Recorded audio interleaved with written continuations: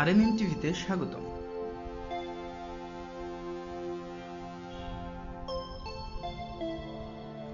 পাবনার ঈশ্বরদী উপজেলার নুরুল্লাপুর গ্রামে পুকুর খনন করতে গিয়ে প্রাচীন একটি রহস্যময় সুড়ঙ্গ পথ ও ইটের তৈরি বাড়ি সদৃশ স্থাপনার সন্ধান পাওয়া গেছে।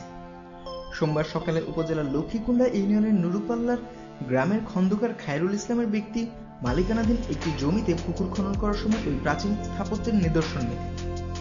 ওই গ্রামের বাসিন্দা জমির মালিক খন্দকার খায়রুল ইসলাম জানান, আমি 1947 সালে জনৈক অন্তু মজুমদারের কাছ থেকে এই জমিটি কিনেছিলাম।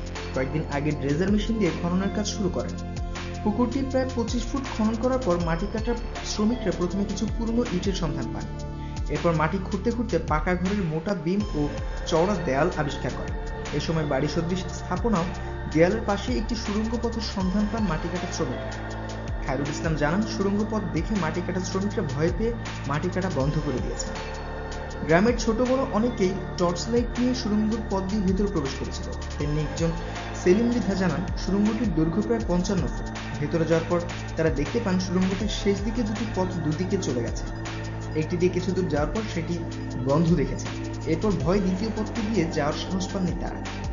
এলাকার একাধিক প্রবীণ মানুষের সঙ্গে কথা বলে জানা যায়, পূর্বপুরুষ থেকে তারা জেনে আসছেন এই গ্রামে নীলকরদের কুঠি ছিল, তবে আমরা দেখতে পাইনি। শুধু কয়েকটি মোটা মোটা প্রাচীর দেখতে পেয়েছি, যা ধ্বংসপ্রায়।